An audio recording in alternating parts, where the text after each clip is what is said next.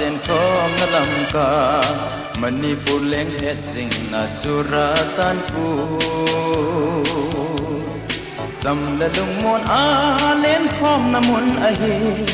Thisan lon na kupi iso zata O akidang anang lam ka kupi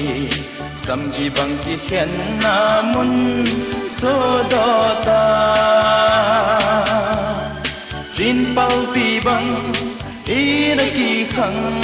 tol pi sun le zan pu mei gin a thongin ki cha ti za in alo dim kai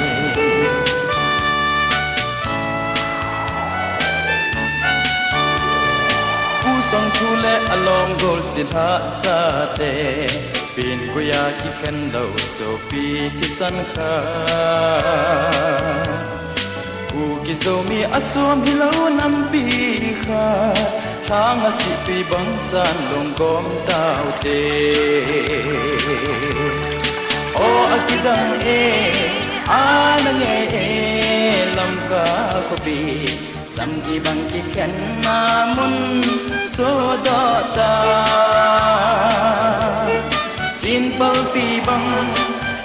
na ki khang tol pi sun le zan ko mei gin a thong in ki cha ti za in alo dim ta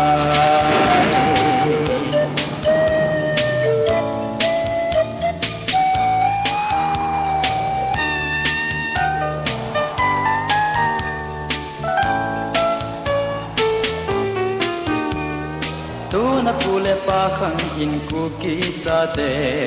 lung ke to asap te anado kom ho pule pa te thu sim lui chang sumil in nam sung do gal iso do tai o akidang anang lam ka kopi Samgi bang ki khen na mun so do ta Jin pau pi bang na ki khang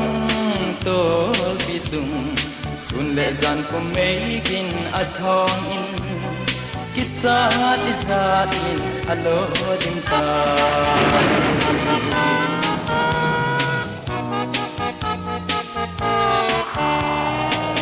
La changa ki do na ho ze in nei la go bang ko sol mei bang so ta kung lun dai hin ko tam pi a dei ta chun la zo chang phul do bin a kap o akidang anang nam ka ko pi Samgi bang ki khen na mun so do ta Jin pau pi bang na ki khang tol pi sun le zan ko mei gin a thong in ki cha ti za in alo dim ta